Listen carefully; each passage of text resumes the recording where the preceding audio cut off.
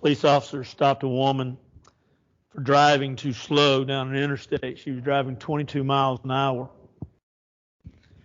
He said, "Ma'am," he said, "you are very dangerous driving like this." And she said, "What do you mean?"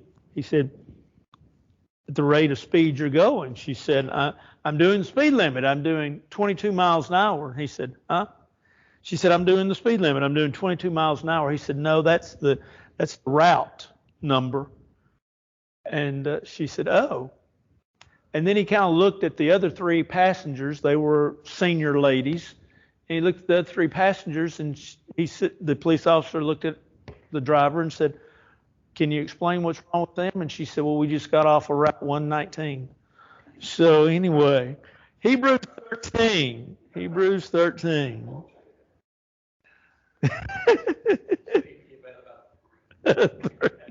We're just glad he's not here then. No, we wished he was. Oh, man. Hebrews 13. We wind this out. Maybe we get through tonight. I'm not going to promise anything.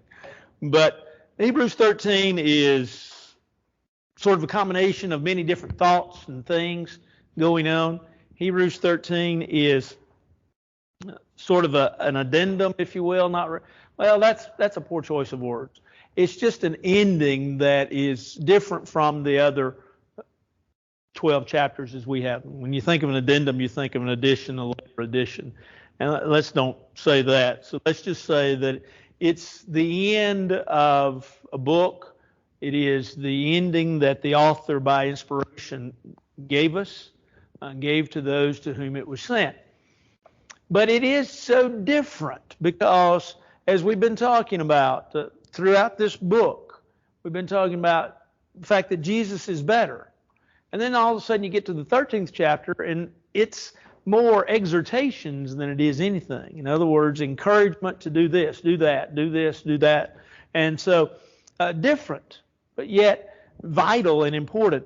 It gives us some insight, I think, not so much into the author of the book, but it gives us some insight into exactly what was going on with some of the folks to whom he was writing. Not everything, because I think some of the things we've really gathered as we've studied the 12 chapters of the book of Hebrews. That being that they were a group of people that were Jewish in background and wanted to go back to Judaism, were holding Judaism in high esteem. And the Hebrew writer is saying, no, what we have is better.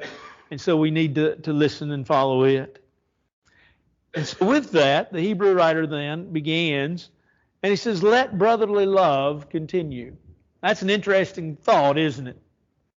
First of all, the idea of let. It's the idea of allow it.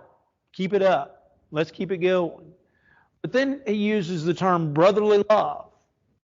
You've, I'm sure, heard the discussions through the years of there's the Greek word agape or agapao for love, which is the deep, abiding love, the love that really is the strongest of all. Then you have storge love, which is like a brother or sister sort of love. Then you have eros, which is the erotic type of love. It's almost that now you see someone, then you love them or love it. And then you have phileo, which is brotherly love. And that's the love sort of that neighbors have, friends have. And while those four terms, you can overemphasize the definition of them, there is a slight difference in all of them. The term that's used here is just as it's translated, phileo, brotherly love. Let brotherly love continue. It would imply, though, what? That brotherly love was there, right?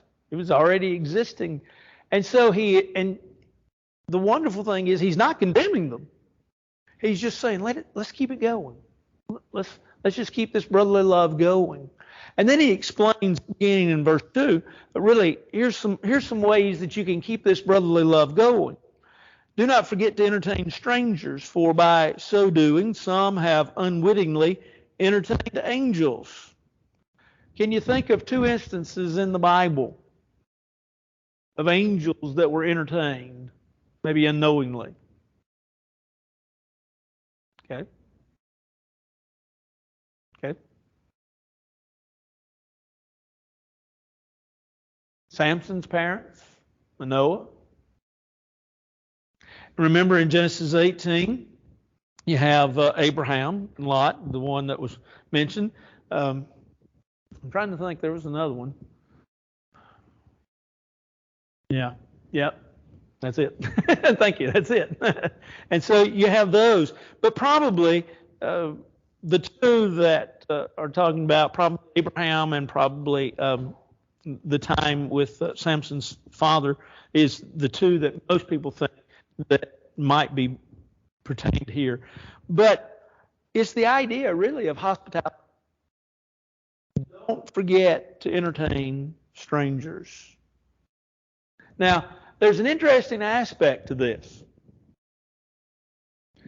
The idea of hospitality in the New Testament was different than what it is today.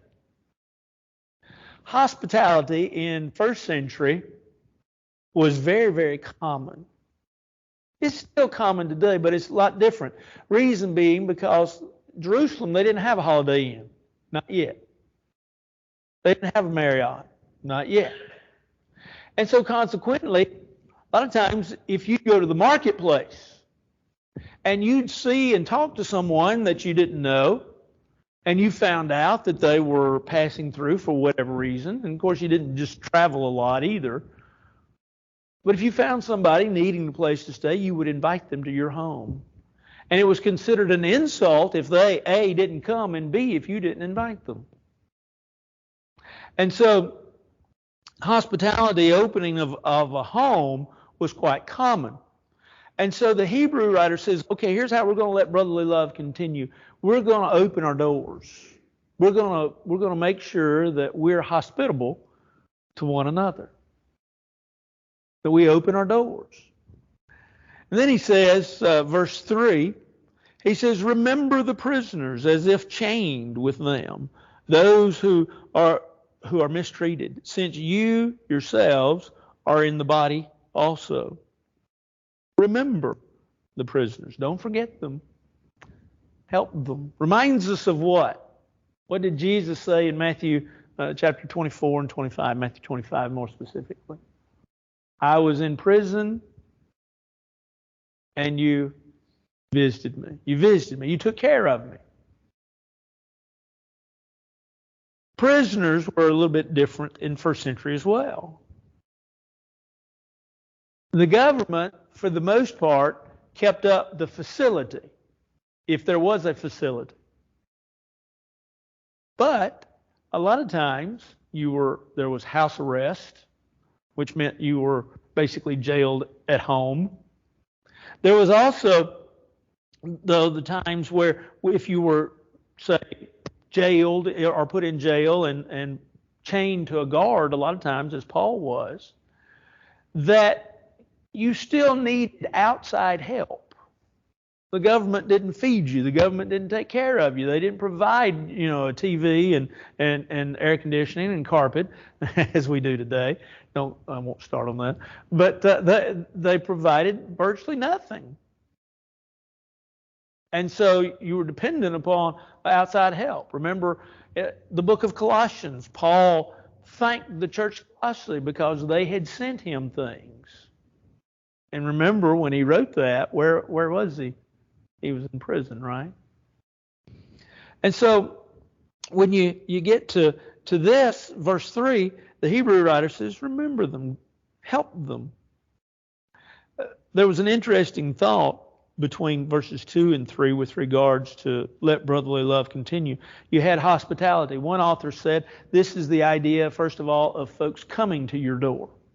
And then in verse 3, where you have prisoners, he says this is the idea of ministering or going to folks. And so going, in essence, to their door. And so he says, remember the prisoners as if chained with them. You ever thought about empathy? Sympathy and empathy are different. Sympathy is when we feel sorry for someone. We go to the funeral home and we say, oh, we're sorry. Someone calls us up and says, X, Y, Z happened. We say, we're sorry. That's sympathy. Empathy is the ability to say, I understand because I've been there too. Now, empathy is what we often try to pull off. And the reality of it is no two problems, no two folks, no two folks' situations ever the same. It's very difficult to be empathetic. But yet, at times, it's helpful. Now, the Hebrew writer says, remember them as if you were chained, as if you have to imagine yourself, what would you need? What would be going on? How would you help them? And evidently, he says, those who are mistreated, as chained with them, those who are mistreated, they were being mistreated. There is a thought amongst certain theological circles that some in the church were imprisoned and had been mistreated. Some that were within the church that the Hebrew writer is talking to. That's very plausible because that's what Rome was doing in those days. And so that's something that is very plausible. That's something that could very well have happened. But he says, since you yourselves are in the body also. Now that phrase is something that's very hard to understand. Is he talking about the mortal body or is he talking about the church? Because church is referred to as the body. Probably he's talking about the physical body. He says, you yourselves are in the body. In other words, he says, you think about those that are in prison. You remember them as you yourselves being changed because you also are in a mortal body. You're just like them, except you're outside of prison, but you need to remember to help them. And so there's a discussion amongst folks with regards to that, but it's probably the mortal body. And then verse 4, he says, marriage is honorable among all, and the bed undefiled. But fornicators and adulterers, God will judge. He says, marriage is honorable among all. Now, there's a sense in which this word could be in what's called the neuter form. You have in Greek, you have a masculine form, you have a feminine form, which is just like we think of in English, male and female. But then you also have a neuter, which is it's neither male nor female. This term here that's used with regards honorable among all can be neuter, and thus he says marriage is honorable in all aspects. But it can also be masculine, and pretty much the way it's translated here, marriage is honorable among all, or all people. And that's probably what it means. But it's talking about marriage is an honorable, respectful, if you will, proposition, if you'll call it that for just a second, amongst everyone. But he says the bed is undefiled. It's a euphemism, the bed here, for the physical intimacy which the husband and wife share together. He says, and the bed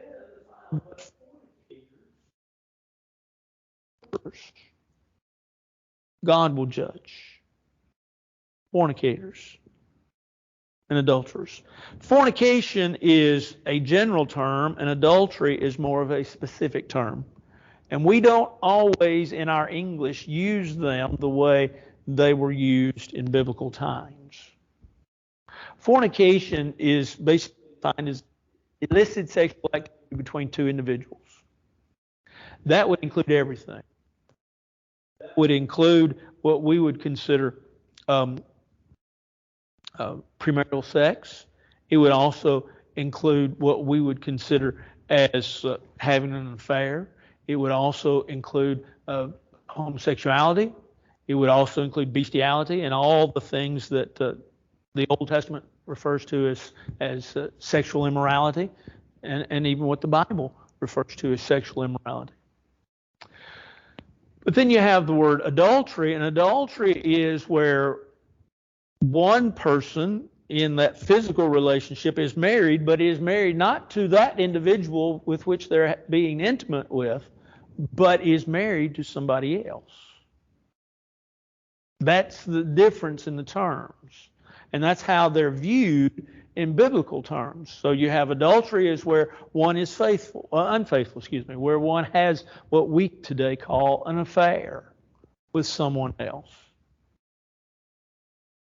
Fornication, a broader term, including all aspects. And so the Hebrew writer says, now marriage is a good thing for all.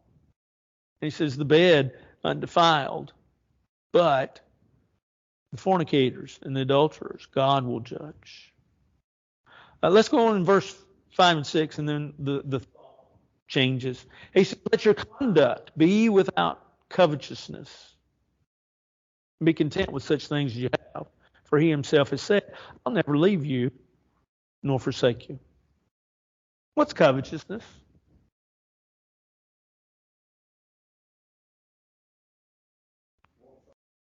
Yeah. You want something somebody else has got. And he says here, he says, let your life be without covetousness.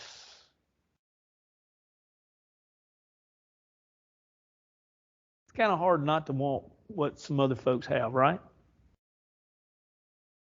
Sometimes we desire those things, and sometimes they're very minor things. You know, we see a shirt, a pair of pants, a car, and we say, man, I'd like to have something like that.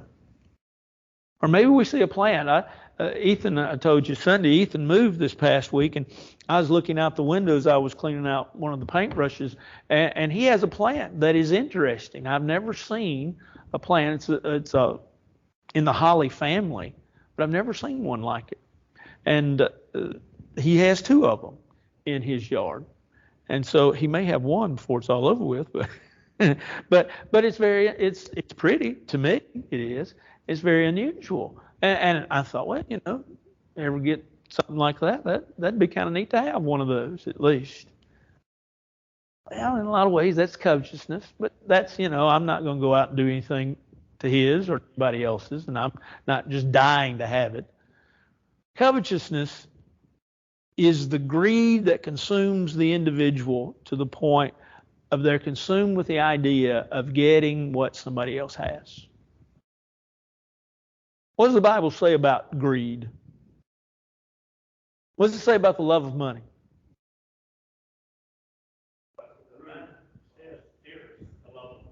Love of money. It's the root of all evil, which is not the best translation in the world. It's not the root, it's a root of all evil. 1 Timothy 6. Covetousness, the idea, desiring deeply probably is the best way of saying it. Sure. Mm-hmm.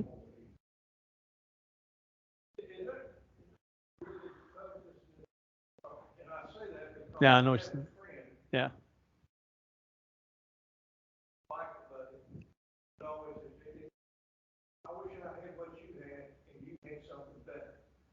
That's a pretty good way of really looking at it, to be honest. Yeah.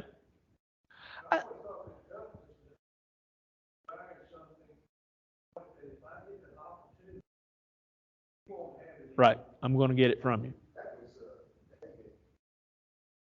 Sure. Mm-hmm.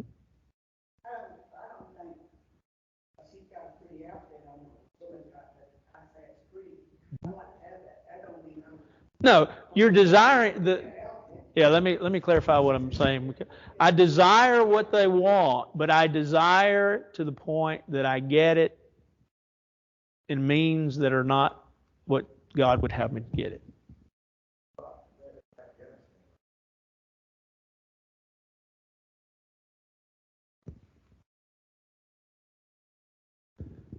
Look at what he says. Be content. Be content. What's contentment? It's the idea of being happy with what you got. how far do you carry contentment? Because if you're happy with what you got, you'll stay where you are, and you virtually will never have anything, right? Contentment is the idea of being happy to the point that you understand. And you're willing to move forward, and you do move forward. But you're not going to take others' things, their possessions. You're not going to desire it to the point of just having to have it, and will take any means necessary to get it. Now, contentment, Paul talks about in Philippians chapter 4, I have learned to be content. And I contend that that's what you have to do, is you have to learn to be content. Now, the word learn there in Philippians 4 is interesting. It means you've learned through a period of time and experiences. In other words, Paul didn't say, well, I was all of a sudden content. I was all of a sudden happy. Paul said, through life, I'd learned to be happy with what I had, where I was.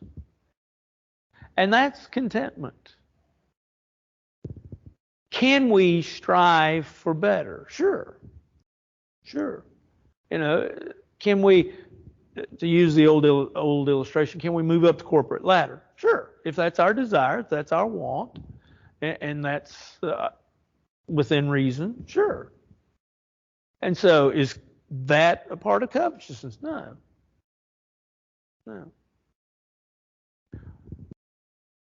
The Hebrew writer is simply trying to admonish these folks to be content, to be all right with where you are. Because in your contentment, you're relying upon God.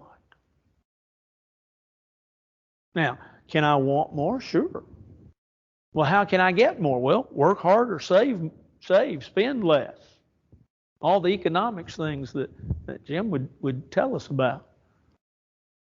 And he would be right. And we could move up, could have more. But we also must rely upon the very next phrase.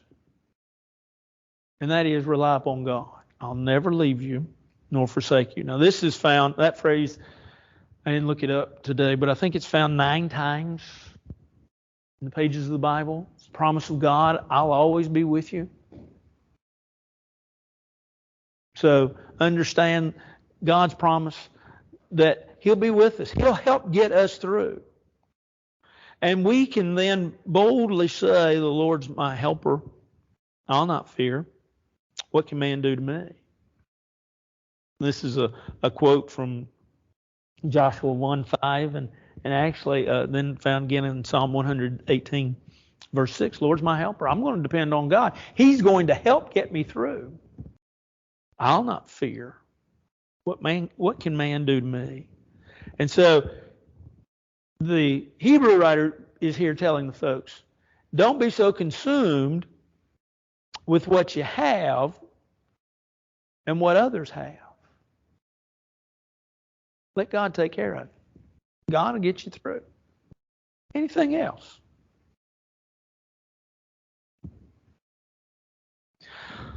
Well, here's some as the little title here says, concluding religious directions. Here's some directions that are interesting. Remember those who rule.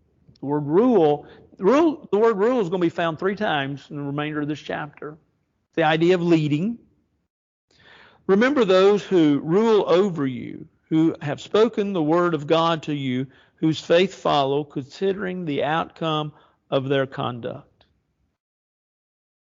The verse itself would appear to have reference to teachers that have already passed or are not within their vicinity anymore, either passed away or have moved on.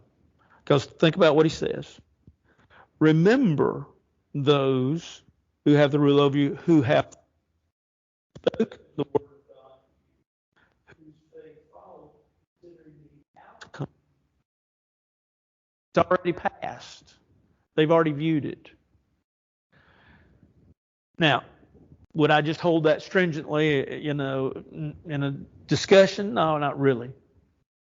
But the thought is honor these people, adore these people that they led, they were before you. Those that, what did they do? They taught you, they spoke the word of God to you. And he says, you look on them. You look back on them. You consider them. You follow their example of faith. In many ways, that's an admonition to all of us, isn't it? What's the admonition? Be good examples to others. Be good examples. Those that look to us. And so, remember, adore those who lead, those who rule over you. Maybe they've already passed away, but consider their faith. They were great examples. Follow their example. Jesus Christ is the same yesterday, today, and forever. Doesn't change. I find comfort in that. I don't know about you, but I find comfort in that. Have you ever known people that, and I'm not talking about, say, as we grow older, sometimes we change. Our attitudes, our dispositions change. And that's really attributed to a lot of different things, not just, in my opinion, not just one thing. It's attributed to a lot of things. But have you ever known people that, say, in the prime of their life and they just change quickly? They might change their opinions, they might change their attitudes, they might change their disposition. And it was really hard to know how to approach them, right? You didn't know if they were going to be grumpy this morning or if they were going to be happy. Of course, that reminds me of the story of the guy that he came into work and he was just grumpy, and finally his coworker looked at him and he said, "Did you just wake up grumpy this morning?" He said, "No, I let her sleep." We miss the point sometimes. We miss the point. Jesus, though, he's not that way.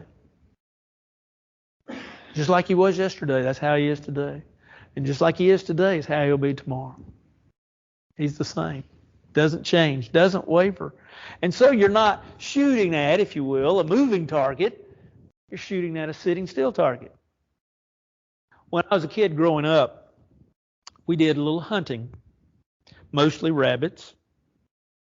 We did some other hunting, but mostly rabbits. Well, first thing that my dad did was carry me out, and I shot at a still target. And then we moved up and advanced a little bit to moving target. Now, don't ask me to go shooting today and expect me to hit anything. I might go, but I wouldn't expect really to hit too much because I haven't shot much in a long time. Jesus isn't a moving target. He's a still target, and that's a whole lot easier to hit. So he's the same yesterday, today, and forever. No, it's not. That's a good way of putting it. Anything else? I think it's safe not to.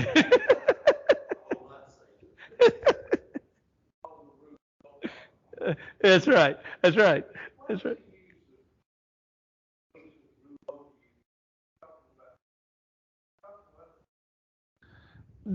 I didn't bring that up, and I appreciate you doing that. There's a discussion because, like I say, it's the word lead, and when we get down to verse 17, obey them that have the rule over you. That's the same. It's the same Greek word that's used here, and we often apply, and I think correctly so, verse 17, with regards to elders. But notice what he says here. He says, where is it? Where am I looking? Verse 7. Who have spoken the word of God to you. Now, could that be elders? Most definitely. Well, always the word of Double honor.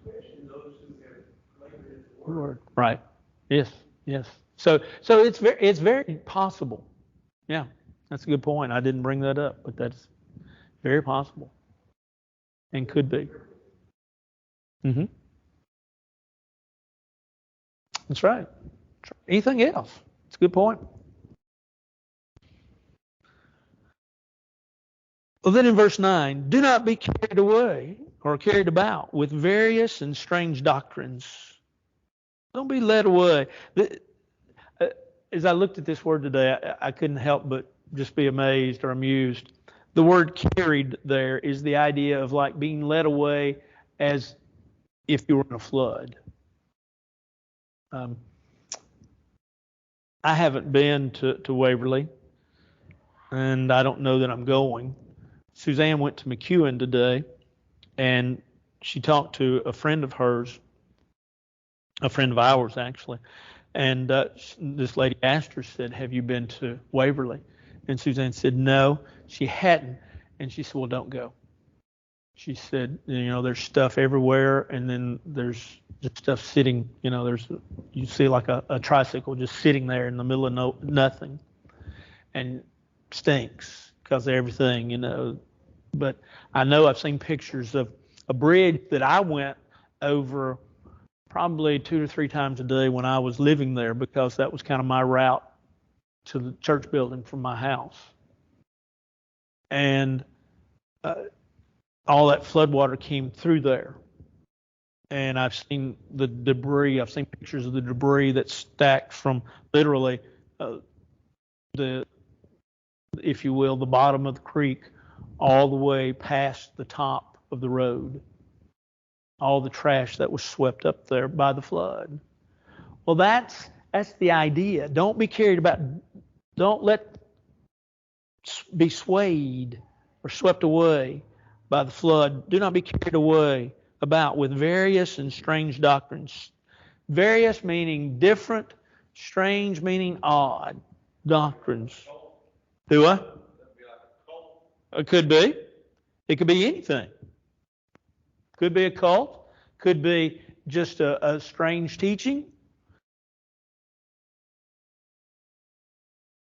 Could be. Could be. It's sort of like, for me, it's sort of like what I told my son as he got, he was in college at the time. And I told him, I said, son, I can't, as you grow up, I can't tell you where to go to church. I can't tell you what to believe religiously. I've tried to do that all of your life, but now you're on your own.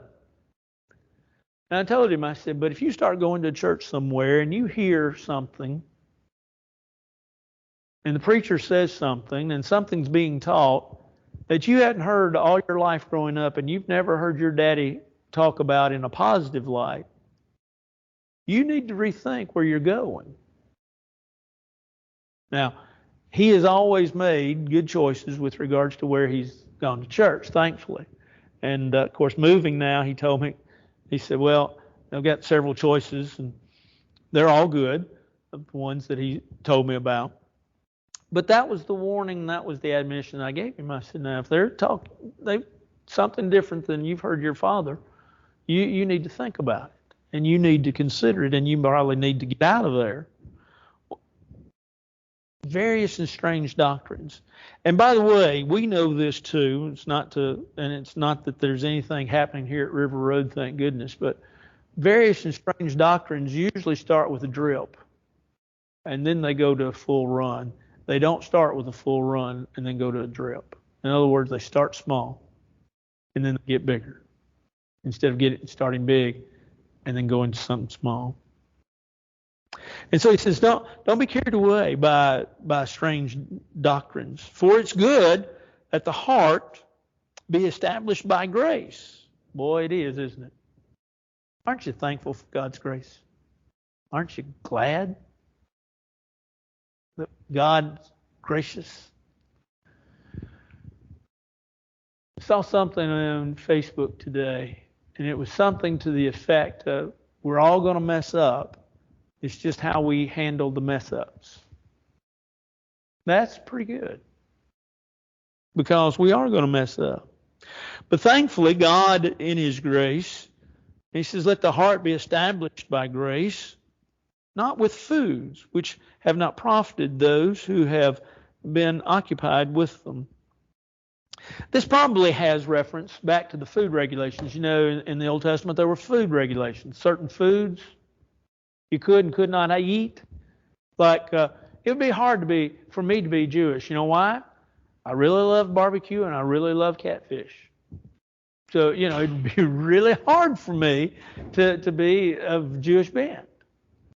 Well, there were certain foods that were found in the Old Testament you could eat and you couldn't eat. And it was sort of like George and I talked today for a little while. And part of our conversation, we talked about, you know, some folks have the idea of Christianity. There are things that are just checklists, and you just do them because you check them off. And you think you're all right because you can check those things off. And that's not really what Christianity is all about. Well, that was part of the old law. Part of the old law was just a really checklist, you know. Okay, I offered this sacrifice. I carried this sacrifice to the priest. I remembered and honored this holy day. I didn't eat, did eat, you know, checklist. Well, the Hebrew writer here is saying, look, he says, we're under a system of grace. We're not under a system of checklists, food regulations. Notice what he says, which have not profited those who have been occupied with them. No profit. You don't get anything out of them. God doesn't say, okay, he's a little bit better because he ate a little food like he's supposed to. Now, let's put in, and let's note the fact that as he continues, that he being the Hebrew writer, he'll let us in on this idea. But that system of grace is not one that allows for everything. You know, you've got, within our society today that will talk about grace, you've got those that are so narrow that they don't include the grace of God, and then you've got those that are so broad that they include the grace of God that allows for everything. And the truth be known, there's more of a middle ground where there's still the obedience that we have to God and His will. But His grace helps us when we do not reach those things that we need to reach, that we do not do the things that God would have us to do. And so we've got that middle ground. Remember, you can't do this. You can't make this text always, but you can a big portion of the time. When you begin to look at contrasting ideas in something, you look at way far one side, and then you look at way far the other, and probably the truth, be more true, is in the middle. Why? Because really we are a pendulum. You ever notice that? You go back in church history, and what happens is folks begin to believe and they go this way. And so folks then say, nah, that's wrong. You're wrong. And so a lot of times then they go this way instead of stopping right here. We could give you a lot of examples. Martin Luther, in his 95 Theses that he nailed to the door in 1517 in Wittenberg, Germany, he was right. These were 95 places where the Catholic Church was wrong. Problem is, Martin Luther said, okay, here's where you folks are wrong, but instead of stopping right here with his changes, he went over here. And I can't believe everything that Martin Luther says either, because he was not right on some things. Why? Because he went that pendulum too far the other way, somewhere in the middle. Now that's, in many ways, that's what the Hebrew writer is saying. Let's make sure that we understand that we're by grace, but grace has its limits as well. He then talks about, beginning in verse 10, he says, we have an altar from which those who serve the tabernacle have no right to eat. We have an altar. He's been addressing throughout this book the idea of Christianity versus Judaism. And now he says so if we take that as that approach that we've taken throughout this book, he's saying Christians, we have an altar. We have an altar from which those who serve the tabernacle have no right to eat. We have an altar. That altar is Christ. He's not an altar like we would think of an altar. We think of an altar, we think of wood, we think of some sort of platform or some sort of built structure upon which a sacrifice could be made. But here, he's talking about not a literal altar. You know, you can use terms, and it's believed that what the Hebrew writer is doing here is doing this. You can use terms that refer to folks, but is not the term that directly refers to folks. Like, in other words, some folks used to in business, when they talked about the higher ups, they talked about the suits. You know, there's the working folks, and then there's the suits. The suits were the bosses. Well, they weren't, you know, they might have worn suits, might not have worn suits. Well, that's the same idea here. He's not saying Jesus is a literal altar, but here's the sacrifice that we have. It's Jesus. And so he says, for the bodies of those animals, going back now to the old law, whose blood is brought into the sanctuary by the high priest for sin, are burned outside the camp. On the Day of Atonement, the sacrifices that were made on the Day of Atonement, the priest couldn't eat of them. Any other time, when a sacrifice was made, go back and read, say, the book of Leviticus. When a sacrifice was made, the priest could get a certain amount of that food, that meat, and he could eat that meat. But on the Day of Atonement, those sacrifices that were offered, he could not eat. They literally took those sacrifices and they would just sort of, for lack of a better term, they just sear them many ways. And they would then take all of them outside the city, and then they would consume them with fire and burn them. Nobody would touch those sacrifices just on that one day. And so that's probably what he has reference here. He says there were those animals that they had their sacrifice. They gave up their life, but they were burned outside the camp. But then he says, therefore, verse 12, remember, therefore is bridge, therefore Jesus also, that he might sanctify the people with his own blood, suffered outside the gate. See, here's that idea now. Okay, we have an altar. Our altar is Jesus. He is the one that was sacrificed. He sanctified the people with his own blood. And according to John 19, where was he crucified? Right outside the gate. Therefore, comes back to that word again, let us. Now there's two or three let us here in this passage. Let us is the idea, it's inclusive, it's an exhortation. Let us go forth to him outside the camp, bearing his reproach. Let's go outside the camp. The Hebrew writer has finally brought it to a conclusion. Let's break from Judaism.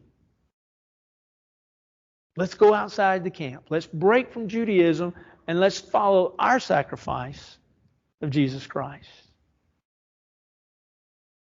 And so with that, we're going to have to end. It's not exactly the good point to end on, but it's the point that I got to end on. Are there any other statements, any other points to be made?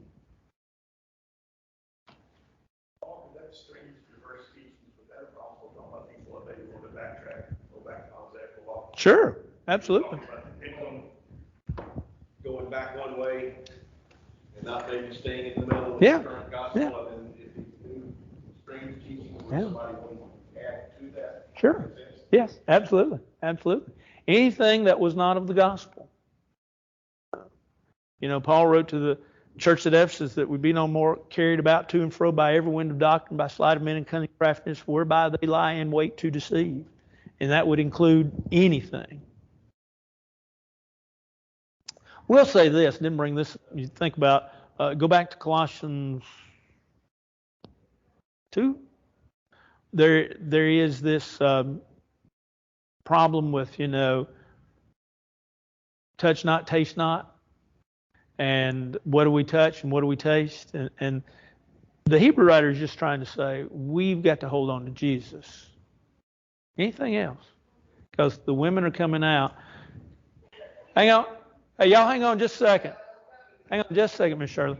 Let's pray. Our Father in heaven, we're thankful for this day, for the blessing of it, thankful for the opportunity that we've had to study your word. We ask that you be with us as we go throughout the rest of this week, that we will live in accordance to your will, and that we'll always shine and always let Jesus shine in and through us. Watch over us, bless and keep us. Hold us within the hollow of your hand. For this our prayer in Christ's name, amen. Thank you, ma'am.